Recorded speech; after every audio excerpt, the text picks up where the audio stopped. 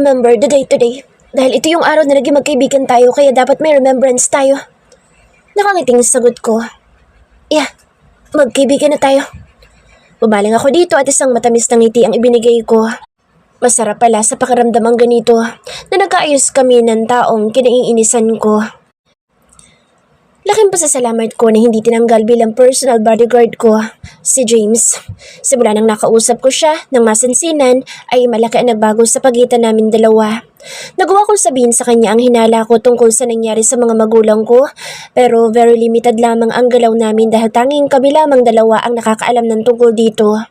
Formal ang treatment namin sa bawat isa. Kapag kaharap ang kahit na sino, ayon na rin sa payo ni James. Posibleng nasa paligid ko lamang kasi ang kalaban na nag-aabang, kaya dapat na maging maingat kami sa bawat galaw namin. Sa araw marami akong trabaho na hinaharap online. Ang akala ni Lola ay panay kulong sa loob ng silid ko lamang ako pero wala siyang ideya na lahat ay ginagawa ko para ma-monitor ang mga negosyo ng pamilya ko. Nakabantay ako every single transaction ng bawat sentimong pumapasok at lumalabas sa kumpanya. May trusted akong tauhan na siyang inatasan ko na tumingin sa operation na siyang mata at tenga ko sa loob. Kumakain ako nang dumating si Lolo. Hindi na ako nasurpresa nang makita siyang daig pa ang umaapoy na naman sa galit dahil hindi siya tinanggap bilang representative ng organization ko dahil na rin sa advice ko na hindi ko siya binigyan ng karapatan. What the hell is wrong with you, Belle? Gusto mo ba talagang tuluyan ng mabuwang ang organisasyon na pinaghirapan ng iyong ama? Galit na tanong nito. I don't care about it, Lolo. And you know that. So why are you begging me here? Kibit balikat na tanong ko. Kapag nalaman ko na may kinalaman ka kung bakit pinalayas ako ng council, tatamaan ka sa akin. Galit na singhal nito sa akin. It's not my problem anymore. Ibinigay ko na sa iyong pamumuno. So why don't you just do the best thing you think you need to do for the better organization like what you have promised to them? Kibit balikat na painosenteng tanong ko sabay inom ng juice sa harap ko. I know you very well, Belle. Walang may ibang kakayahan na harangin ang posisyon ko kundi ikaw lang. Singhal pa nito. Sa lubong ang kilay na tumayo ako sabay tapo ng tablecloth sa mesa saka hinarap ito. Look, sabi mo magaling ka at kaya mo. Then prove it, Lolo. Ang council ang magpapasya kung kikilalanin ka bilang miyembro o hindi. Base na rin sa kung paano mo pamunuan ang organisasyon. Stop bothering me with the same issue dahil alam mo na hindi ako interesado tungkol dyan. Inis na sagot ko. Kung hindi ko kasi sasagutin ito ay lalo lamang hahaba at tatagal ang usapan sa pagitan namin. Pipiliin ko pa na magalit siya at sigawan ako dahil pagkatapos noon ay aalis siya at iiwan ako. Bakit ba hindi mo tawagan si Samuel at sabihin sa kanya na ako na ang namumuno? Get an appointment for us to meet that bastard as soon as possible. Pinal na sabi nito. Appointment for what? Don't drag me into this mess, Lolo. Inis na sagot ko. Tinignan ako nito ng masama na tila ba nagbabanta na hindi ako pwedeng magreklamo sa bawat gusto niyang sabihin. Just do it once, Bella. Ipakilala mo ako ng personal kay Samuel at sabihin na ipinasa mo sa akin ang pamumuno habang hindi ka pa handa. Sabi nito. Talagang gagawin ni Lolo ang lahat para lamang kilalanin ng council. May kondisyon kasi ang pagiging pinuno ng organisasyon. Dahil una, since wala namang magulang ko ay sa akin ito dapat mapunta. Hindi basta kikilalanin ng council ang self-entitled na gaya ni Lolo na basta na lang prenisinta ang sarili bilang pinuno matapos mabakante ito dahil sa namatay ang mga magulang ko. Kung hindi kikilalanin ng council si Lolo ay hindi niya pwedeng galawin ang kahit na anong assets ng organisasyon dahil hahabulin siya ng mga ito at hindi niya gugustuhin iyon. Hindi rin lalaki ang circle of connection niya dahil lahat ng organisasyon ay may final control dito ang council. Pwede siyang tumiwalag but he will end up like a cheap criminal na hinahabol ng batas at walang proteksyon mula sa nakatataas. Pero na lang kung susuhulan niya ang ilang alagad ng batas pero milyon ang katumbas na halaga. Bagay na wala siya dahil naka-freeze ang majority ng pera sa bangko ng aking mga magulang na tanging ako lamang ang may access without him knowing. Mukha lang ako spoiled brat pero wise at matalino ko bagay na hindi niya kayang kunin sa akin sa kahit na anong paraan. Sige. Kung yan ang ikatatahimik natin pareho. Tipid na sagot ko. Do it now. Utos pa nito. Umikot ang mga mata ko dahil masyado naman atang atat ang isang ito. Hindi ba siya makapaghintay kahit saglit lamang? Tinawagan ko si Samuel habang nakatayo sa harap ko si Lolo. Sigurista siya dahil hindi niya ako binigyan ng pagkakataon na gumawa ng hakbang para bigyan ito ng babala. Belle, Bungad agad ni Samuel Monterde sa kabilang linya. Yeah, it's me, sir. My apologies for interrupting you at this hour. I would like to ask you a favor. I hope you consider my request. Sabi ko. Matalino si Samuel at alam ko na base sa pananalita ko ay makukuha nito na hindi kukusan loob na ibinigay ang posisyon kay Lolo. What is it? Go ahead, tell me. Tiningnan ko ang excited na mukha ni Lolo habang nakikinig sa naka-loudspeaker na tawag ko sa kausap ko. Si Lolo na muna ang bahalang mamahala sa organisasyon. Isa pa, I'd like to meet you soon para sa detalye. Sabi ko pa. Alright, I'll let you know kung kailan ako free. Sabi nito. Hindi nakaligtas sa akin kung paano umaliwala sa mukha ni Lolo at bahagyang umiti na akala mo'y nanalo na siya sa laban naming dalawa. Matapos magpaalam ay kinuha nito ang cellphone ko at sinabing simula ngayon ay hindi ako allowed lumabas at lalo na ang gumamit ng cellphone kaya siya na ang hawak nito at ibibigay na lang sa akin kung may importanteng tawag umano. Lalong kumulo ang dugo ko pero matinding pagpipigil ang ginawa ko. Right after he left, taas no ako naglakad papasok ng silid ko kung saan alam ko na sa ngayon ay tanging ligtas ako. Kunting tiis pa, Bella. Sabi ko nang bumaba ako sa underground kung saan may computer at internet access ako. Dito may personal cellphone akong nakatago in case of emergency gaya nito. Agad na tinawagan ko si Samuel para ipaalam dito ang kalagayan ko ngayon dahil sa pagkakataong ito'y tanging siya lamang ang may kakayahan na protektahan ako. Matagal ako mag-isip kung sasabihin ko ba kay James ang lahat. Sa nakikita ko kasi bukod kay Samuel ay isa siya sa pwede kong pagkatiwalaan sa ngayon. Gaya ng dati 11:00 na nang lumabas ako ng silid para pumunta sa kabilang bahay gamit ang sekretong tunnel ko. Hindi ako tumakas para pumunta sa kung saan kundi para makausap ng maayos si James nang walang mga matang nakasunod sa bawat kilos namin. Kanina ka pa? Tanong nito nang pumasok. May free access na kasi siya dito kaya naging madali sa kanya ang makapasok mag-isa. Simpleng tango lamang ang ginawa ko saka pumikit sabay sandal ng ulo sa sofa. My situation is getting worse. Mahina sabi ko na alam kong narinig ng kausap ko. Tumabi rin kasi siya sa akin pero walang sinabi na kung ano kaya nilingon ko ito. Tumakas ka na lang kaya muna, Bella. At lumayo sa poder ng lolo mo habang inaalam natin ang totoo. Sabi nito. Why? Nagtataka na tanong ko. Nakikita ko ang lahat. Hindi ako bulag. Kung hindi mo kayang mag-isa, itatago kita for your own security. Sabi nito. Napatitig ako sa seryosong mukha nito. Alam ko na kabutihan kung iniisip niya pero hindi ko inaasahan na maririnig ito sa kanya mismo. It's okay. Kaya ko pa. Sagot ko. Pilit na kinakaya ko para sa alaala na iniwan ng mga magulang ko. Ayokong mapunta sa kamay ni Lolo ang mga iyon kung sakaling basta na lamang akong aalis at iiwan ang lahat. Hanggang saan mo kakayanin, Bella? Hanggang sa mapahama ka na at hindi na lang nasasaktan physically gaya ng malimit niyang gawin sa'yo? Iba ang tono ng pananalita niya. Tila ba may kailangan ako malaman na mahalagang bagay na alam nito. Sabihin mo nga sa akin, James. Bakit ganito ka magsalita? Anong dapat kong malaman? Straight to the point na tanong ko. Hindi ko na kailangan na magpaligoy-ligoy pa dahil in the first place, ito naman ang dapat na gagawin ko. May hinala ako na may kinalaman ang lolo mo sa nangyari sa mga magulang mo, Bella. Sabi nito. Biglang napaupo ako ng tuwid. At tulad niya ay may hinala na rin ako dahil ngayong nawala ang mga magulang ko ay siya ang higit na nakikinabang. I have some connecting dot na malakang posibilidad na siya ang mastermind sa aksidente ng mga magulang mo. Hindi agad ako makapagsalita. Isa kasi ito sa dahilan kaya nasa bahay pa rin ako para mabantayan ko ang bawat kilos ni Lolo at makakuha ng ebidensya na magdidiin sa kanya. I'm not surprised at all. Tipid na sagot ko. Kung may ebidensya ka, give it to me at magagamit ko para maipakulong ko si Lolo. Hindi pa sa ngayon, Bella. Gusto ko na kapag ibinigay ko na sa iyo ang mga ito, ay kompleto at talagang magagamit mo para makamit mo ang hustisya para sa mga magulang mo. Kagat ang pang-ibabang labi na tumango ako. Nararamdaman ko na malapit ko nang matagpuan ng katotohanan lalo na't unti-unting nabubunyag ang mga sikretong nakatago sa likod ng pagkatao ni Lolo. Don't worry, nasa tabi mo lang ako, nakabantay sa bawat nangyayari sa paligid mo. Narinig kong sabi ni James nang matahimik ako. Simula kasi nang maging mabuti ang lahat sa pagitan namin, ay napalapit na ako sa kanya ng tuluyan. He's a caring guy na ginagawa ang lahat para tulungan ako sa kahit na anong problemang kinakaharap ko.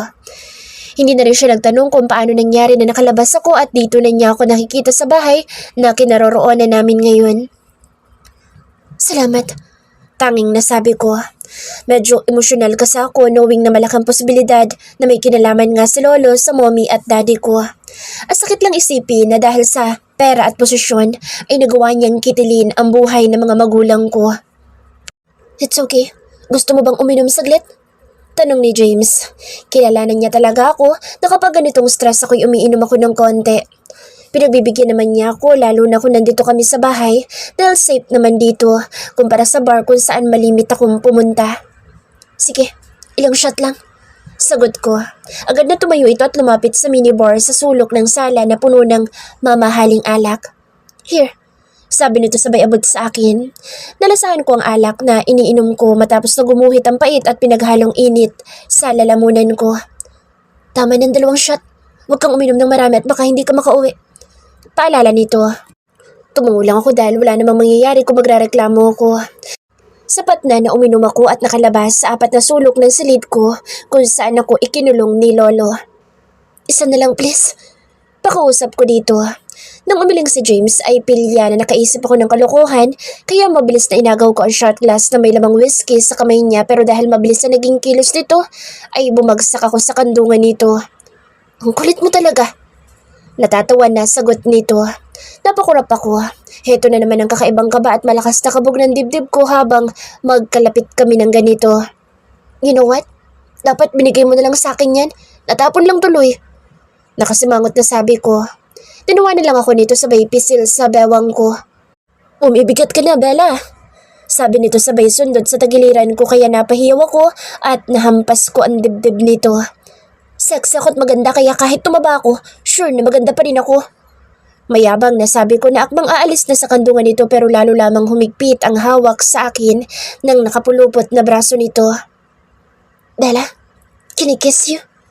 Sunod-sunod na kurap lamang ang tanging nagawa ko habang natigilan dahil sa tanong nito na hindi ko alam kung seryoso ba o sinusubukan lang niya ako kung papayag ba ako.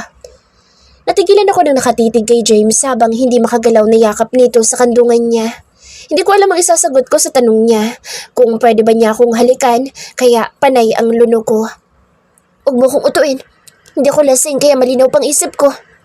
Hindi ito sumagot at bahagyang sinuklay lang ang mahabang buhok ko gamit ang mga daliri nito. Hindi ko tuloy na iwasan ang hindi salubungin ng mga mata nitong malamlam na nakatingin sa mukha ko.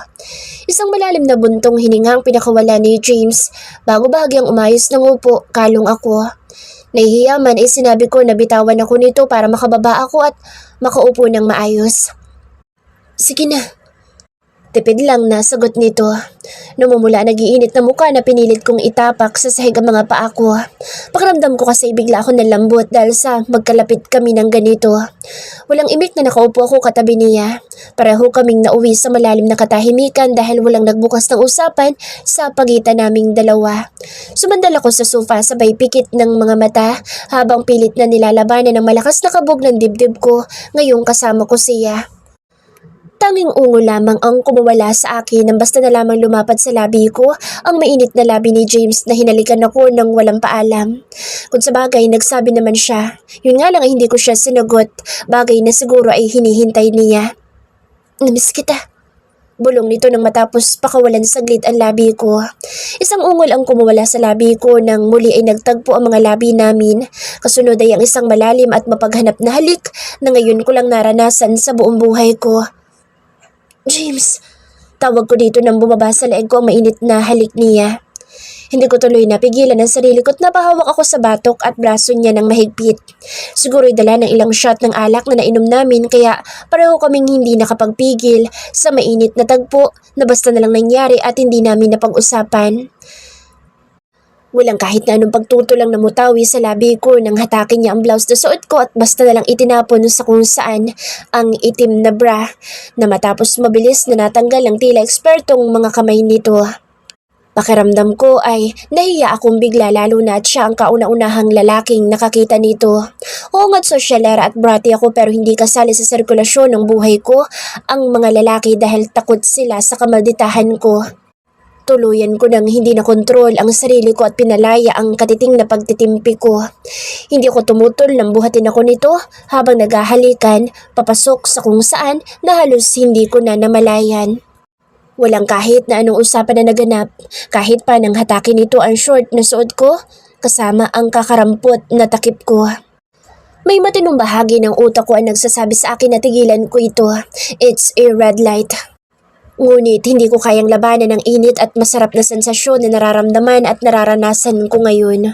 Gusto kong palayain ang tila kung ano sa puson ko pero hindi ko alam kung paano kahit nagbabaling-baling pa ako sa kama na hinihigaan ko.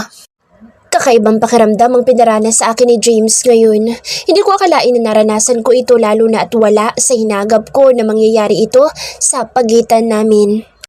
Hindi ako inosente. May ideya na ako kung ano ito at saan posibleng humantong ito lalo na tubad kaming pareho habang magkapatong na ganito sa ibabaw mismo ng kama ko. I want you, Belle. Hindi na ako nakasagot. Paano pa ako sasagot kung bukod sa hinawakan na niya magkabilang hita ko at idiniin ang sarili ay siniil niya na ako ng maalab na halik. Sa karanasan na nararanasan ko ngayon ay alam ko na marunong si James lalo na't mukha siyang eksperto sa paraan kung paano paligayahin ako hanggang sa masatisfied ako. Thank you, Belle. Bulong nito. Naramdaman ko ang isang magaang halik sa leeg ko saka pumatak sa muka at noo ko. Ang tagal kong nagpigil. Finally, akin ka na. Bulong nito. Maang nanapakurap ako.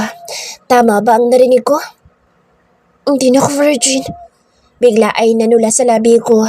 Isang malalim na buntong hiningang pinakawala nito bago hinaplos ng marahan ng mukha ko. Huwag kang mag-alala. Pananagutan ko nangyari sa atin. Simula ngayon, akin ka na, Belle. O liwanag ba?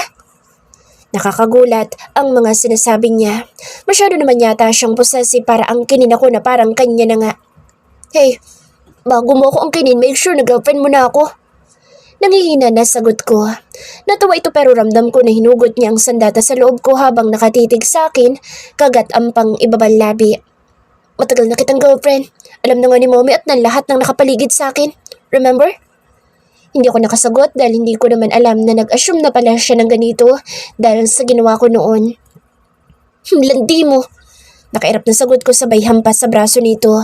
Paano kasi kinabig ako nito palapit sa kanya nang mahiga sa tabi ko tapos panay na naman ang halik at haplos sa akin. Masanay ka na dahil hindi ako papayag na isang round lang. Hindi pwede sa akin ang tikim lang, Belle. Pakaramdam ko'y nanigas ang katawan ko sa narinig na sinabi nito. Ay, huwag kang ano dyan. Masyado ka namang namimihasa. Mataray na sagot ko. Don't worry, masasanay ka din. Malanding sabi pa nito na lalong nilakasan at diniinan ang pisil sa akin. Natahimik ako habang nag-iisip kung ano ba ang dapat na sagot ko sa sinabi nito. Naidlip ako habang yakap ni James. Sakala ako natauhan sa kagagahan na ginawa ko nang magising ako na walang kahit na anong saplot sa katawan at masakit ang balakang ko, lalo na ang bahagi sa pagitan ng hita ko. Ouch! Daing ko ng akmang gagalaw para sana bumangon. Nakita ko kasing 2:00 na ng madaling araw nang napasulyap ako sa wall clock na nandito sa silid. Nahis ka lang? Paos na tanong ni James. No, masakit ang katawan ko. Naihiya na sagot ko. Ramdam ko kung paano humigpit ang yakap nito sa katawan ko kaya lalo akong nadikit sa kanya. Nakakapasong init ng balat niya. Daig pa niya ang may lagnat tapos hindi rin magandang epekto ng bahagi ng katawan nito na nasa pagitan namin dalawa. Mawawala din yan soon. Masasanay ka rin. Bulong nito sa punong tenga ko. Ang malanding si James, gumagana na naman ang mga kamay nito pareho sa bawat bahagi ng katawan ko. Gosh, James, huwag mo sabihin na uulit ka na naman. Tanong ko na marahang tinawanan lang nito. Masyado siyang matakaw sa sex. Nakatatlo na siya kanina tapos heto, panay na naman ang himas at haplos niya sa akin. At ako naman, heto, nagiinit din. Pero hindi na pwede. Ang sakit na talaga ng katawan ko. Baka nga hindi na ako makabangon sa kama at makalabas sa silid ko. Alam ko na pagod ka na. Rest. Saka na lang tayo uulit kapag kaya mo na. Nakahinga ako ng maluwag dahil ligtas ako. Malay ko ba naman na walang kasawa ng isang ito. Tapos laging tila bulkan na sasabog kapag nagiinit sa tabi ko. Kaya panay na lang ang ungol at halinghing ko sa 4 na sulok ng silid na ito. Kailangan ko na makabilak sa silid ko. Baka makatulog ako at ang hali na magasing. Lalo't pinagod mo ako ng husto. Ang sarap mo kasi, Bella. Nakakagigil lagi. Sagot nito. Kala mo naman ay pagkain ako na pinapak niya, kaya sarap na sarap siya. Kung sabagay tama nga naman ang sinabi niya, kahit ako rin naman hindi ko nagawang tanggihan kaya nauwi kami sa ganito. Uuwi na ako. Halos pabulong na sabi ko. Hindi na naman kasi maganda ang pakiramdam ko lalo't ibang impact sa akin na matigas at mainit na bahagi ng katawan nito na tumatama sa balakang ko.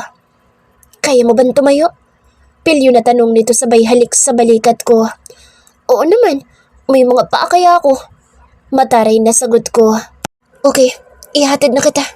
Sabi nito na inalis ang nakapulupot na braso sa katawan ko. Wag na, kaya kong umuwi na mag-isa. Hanggat maaari kasi gusto kong hanggang dito na lang muna kami. Kung ihatid kasi niya ako, sigurado na malalaman niya ang buong pasikot-sikot ng secured place na pinagawa para sa akin ni Daddy. Bumangon si James at naupo sa tabi ko. Hindi ko alam kung anong iniisip niya dahil pinakatitigan ako nito ng husto. Bakit? Nahihiya na tanong ko. Tanging ngiti lamang ang nakita kong bumukas na refleksyon sa mukha nito. Hindi nga niya sinagot ang tanong ko. Basta na lang siya dumukwang at tinalikan ako sa balikat kasabay ng marahang haplos sa buhok ko.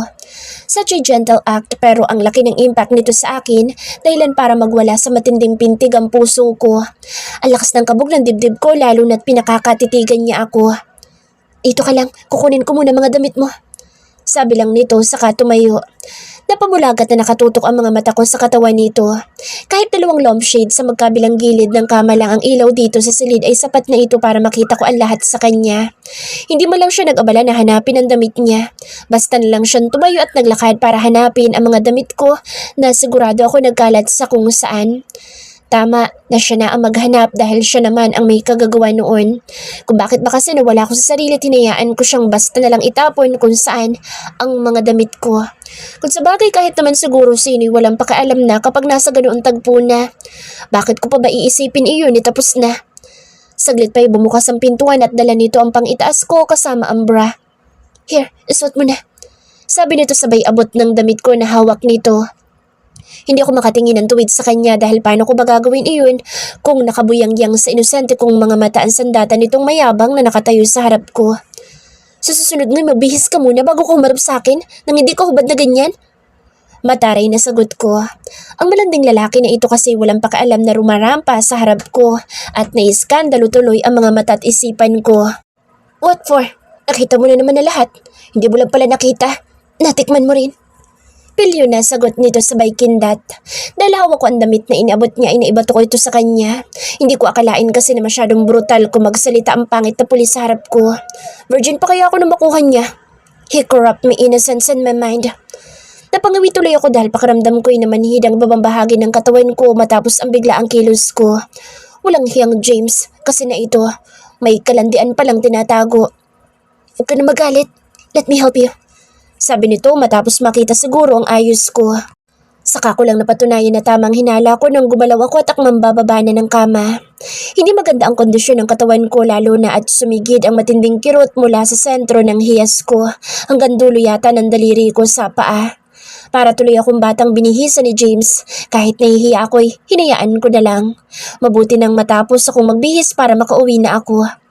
Malas ko lang dahil hirap talaga ako maglakad. Kung hindi niya ako ihahatid, sigurado akong makakatunog si Lolo na tumakas na naman ako. Wala akong option kundi ang sundin ang gusto niyang ihatid ako.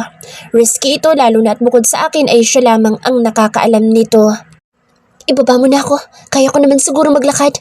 Sabi ko, halos hindi ka na nga makatayo. Ang maglakad pa kaya? Just let me know kung saan ang daan para makapabilis tayo. Wala ko nagawa kundi ang pindutin ng button ng connecting door ko. Right after bumukas ito'y pumasok kami sa parang elevator. Then sa pagsara nito mula sa wardrobe room ko ay siya ring andar nito papunta sa entry point ng bahay ko. Minuto lang ay nasa underground na ako ng silid ko. Alam ko na nakamasid si James at hindi malayong pinag-aaralan nito ang lahat lalo na at seryoso siyang nakatutok ang mga mata sa paligid. Nang bumukas ito ay nasa harap na kami ng pintuan ng private office ko. Ito rin kasi ang entry ko bago makapasok sa loob ng silid ko. Alam ko na namangha si James matapos makita ang maganda at malaking silid kung saan ko ginagawa ang trabaho ko. Hindi ko alam na may opisina ka dito. Komento nito. Yeah, pinasadya ko iyan. Noon pa. Gusto ko ng private place. Tipid na sagot ko. Kaya pala ang galing mong tumakas at walang nakakaalam kung saan ka dumadaan. Iba talaga kapag anak ng mafia. Natatawa na komento nito kaya nahampas ko sa braso. Matapos walang kahirap-hirap na umakyat siya ng hagdan, buhat ako na bumungad sa kanya ang wardrobe room ko. Alam ko na sa mga oras na ito'y alam na niya ang pasikot-sikot sa bahay ko. Bagay na may bahagi ng puso ko ay natatakot sa posibleng kahinatnan nito. I know I can trust him pero hindi ko rin alam kung ano ang nagtulak sa akin para ipaalam sa kanya ang pinakatatago-tago kong sekreto na maging mga kaibigan ko'y walang kaalam-alam ng tungkol dito. Gusto ko munang maligo. Sabi ko nang pumasok kami sa silid ko. Nalalata ako pero nalalagkit din kasi ako kaya naisip ko na maligo para sure na makakatulog nga ako ng maayos. Iniwan ako ni James matapos sabihin ko na kaya ko at gusto kong maligong mag-isa. Nadatnan ko siyang nakaupo sa sofa habang hinihintay akong matapos na lumabas ako mula sa wardrobe connecting door ko. Bakit nandito ka pa? Tanong ko. Hindi ko kasi na-expect na hihintayin pa niya ako. Aside sa madaling araw na at sure na pagod na siya ay dapat na bumalik na siya sa silid niya. Baka makahalata pa ang mga tao sa paligid namin. Hinihintay kita syempre. Gusto ko makasiguro na maayos ang pakiramdam mo bago kita iwang mag-isa dito. Ayos na ako. Isa pa nandito na ako sa silid ko. No need to worry. Hindi siya umimik pero tumayo at lumapit sa akin saka niyakap ako ng mahigpit. Pahinga ka na. Bulong nito. Masakit pa ba? Tumango ako dahil kahit bahagyang guminhawa ang pakiramdam ko'y matapos maligo ay talagang masakit ang buong katawan ko. May oil ka ba dito? Tanong nito. For what? Nagtataka na tanong ko. Mamasahihin kita. Makakatulong sa iyo yan para gumaan ang pakiramdam mo. Itinuro ko dito ang bathroom ko dahil marami akong essential oil doon. Malimit na ginagamit ko ito kapag nagbababad ako sa jacuzzi at minsan ay hinahalo ko sa lotion ko. Saglit pa'y bumalik ito dala ang chamomile at jasmine essential oil na inaamoy nito. Inutusan ako nitong mahiga at hubarin ko ang nighties na suot ko kaya sumunod ako. Tama nga ang sinabi niya dahil very relaxing at refreshing ang ginawa niyang masahit sa balikat ko hanggang sa balakang ko. Hindi ko alam na bukod sa magaling siya sa sex, marunong din naman pala siyang magmasahe. Mukhang eksperto na siya siguro dahil sa marami na siyang natikman na babae, kaya alam niya ang tungkol sa bagay na ito. Sa naisip ay napaangat ako ng ulo at nilingon ito na bumaba ang mga kamay sa binti ko. Teka nga, bakit ba marunong ka sa ganyan? Tanong ko, bakit ayaw mo ba? Hindi mo nagustuhan? Tanong nito. Nakasimangot na tinaasan ko ito ng kilay. Ang walang hiyang pulis na ito, imbis na sagutin ang tanong ko ay ako pa ang tinanong kung gusto ko. Siguro marami ka ng babaeng natikman kaya marunong ka na. Inis na sagot ko. Hindi ko alam bakit biglang naiinis ako. Knowing na ganito ang ideya na pumapasok sa isipan ko. Lalo pa ako napikunan tumawa ito dahil wala namang nakakatawa sa sinabi ko. Umuwi ka na nga sa inyo. Hindi ka matanong kausap. Kung sa bagay matanda ka na kasi, kaya marami ka na experience. Malakas na sabi ko. Aray! Nagulat ako nang maramdaman ko na pinalo nito ang pisngi ng puwet ko. Ang walang James na ito. Anong akala niya sa akin, bata? Relax ka lang. Kung ano-ano na naman pumapasok sa isip mo. Imbis na magpahinga ka, ay na-stress ka na naman. Sabi nito sabay dagan sa likuran ko. Umalis ka dyan. Angal ko. Babaero ka kasi. Tingnan naman kayo mga pulis. Sabi sa balita. Nope. Paparusahan kita sa masarap na paraan kapag pinag-isipin mo ako ng masama. Nalalaka ang mga mata na hindi ako makapagsalita at natahimik ako. Masakit pa rin ang hiyas ko. Mahirap na. Baka kung ano naman ang gawin sa akin ng malanding pulis na panay halik sa bato ko. Sabi mo masahe lang. Huwag ka nang magbalak ng iba. Reklamo ko nang gumapang na mga kamay nito sa katawan ko. Hindi rin nakatulong na nasa ibabaw ko siya lalo na't alam ko na naman ang epekto nito sa kanya. Huwag mo ko sisisihin, Bella, dahil hindi madaling mag-handle ng hard-on kapag nagtataray ka na ganyan. Pabulong na sagot nito. O ba kasalanan ko pa na mahilig ka? Gosh, malolosyang ako na maaga. Reklamo ko pero napakagat ng labi. Hindi mangyayari iyon dahil lagi naman kitang bibigyan ng bitamina. Healthy sa katawan niyon at very special na galing sa akin lang. Napaisip ako kung anong ibig niya sabihin pero dahil inosente ako ay hindi ko na nakuha at tinanong ko ito. Anong special vitamins naman yan? Na sperm. Mabilis na sagot nito. Nagsisi ako kung bakit naisipan ko pang tanungin siya ng tungkol dito at hindi ko agad nakuha ang ibig niya sabihin. Ang malanding pulis na ito, ang daming alam. Nagkakaroon tuloy ng agong inosente kong isipan nang dahil sa kanya at mga pinagsasasabi niya. Maaga ako nagising kahit na madaling araw na ako nakatulog. Ilang ulit akong napakurap matapos maramdaman ng mainit na katawan na kayakap mula sa likuran ko. Hindi ko maaari magkamali dahil heto, hubad pa rin itong nakayakap ng mahigpit sa akin habang halatang mahimbing na natutulog. James, gising! Sabi ko habang panay ang tapik sa braso nito. Umungo lang siya at lalo lamang humigpit ang mahigpit na pagkakayakap nito sa akin. Isang malalim na buntong hininga ang pinakawalan ko. Hindi siya dapat abutin ng tanghali dito dahil sigurado akong mapapahamak kaming pareho. Para tuloy kami mga teenager na hindi pwedeng mahuli ng mga magulang namin na may relasyon. James, gising na! Malakas na sabi ko kumpara kanina. Good morning, Bella. Pabulong na bati nito sa akin. Maliwanag na sa labas, umuwi ka na. Kahit alam kong inaantok ito'y pinili ko na gisingin siya. Iba kasi ang kaba ko, knowing na any moment ay posibleng pumasok dito ang lolo ko. May kailangan kasi ito sa akin kaya sigurado akong wala na namang katahimikan ng buhay ko. Any moment papasok siya dito lalo na't atat ito sa bagay na kailangan niya sa akin.